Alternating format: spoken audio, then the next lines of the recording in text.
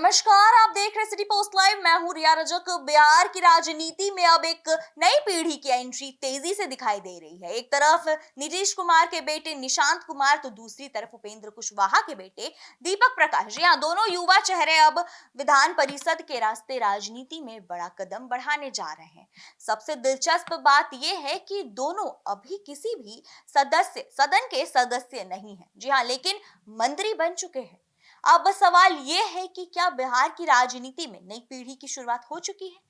बिहार विधान परिषद चुनाव को लेकर राजनीतिक हलचल तेज हो गई है। चुनाव आयोग जल्द ही 10 सीटों पर चुनाव की घोषणा कर सकता है। इसी बीच सबसे ज्यादा चर्चा दो नामों की हो रही है, निशांत कुमार और दीपक प्रकाश। जी हाँ, निशांत कुमार बिहार के पूर्व मुख्यमंत्री नीतीश कुमार के बेटे हैं।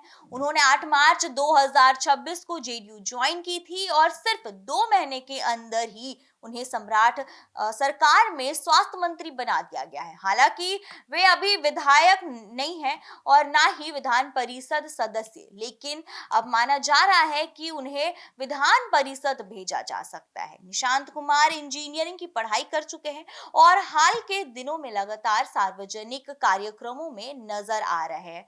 वे फिलहाल अपनी यात्रा पे निकले हुए हैं और अलग अलग जिलों का दौरा भी कर रहे हैं। जेडीयू के अंदर उन्हें नई पीढ़ी के बड़े चेहरे के रूप में देखा जा रहा है।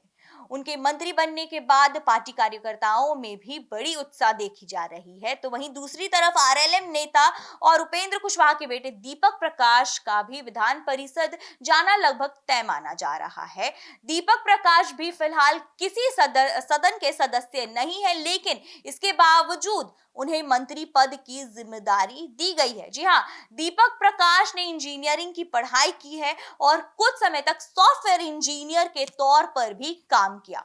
इसके बाद उन्होंने राजनीति में कदम रखा और अब एनडीए की राजनीति में तेजी से सक्रिय हो रहे हैं।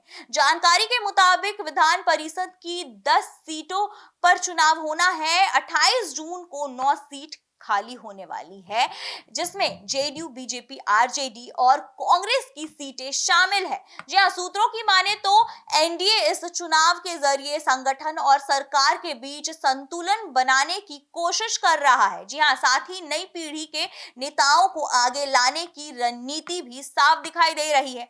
कहा जा रहा है कि एक सीट चिराग पासवान की पार्टी लोजपा रामविलास पासवान को भी मिल सकती है। जी हां, बिहार की राजनीति अब धीरे धीरे एक नए चेहरों की तरफ बढ़ती दिख रही है।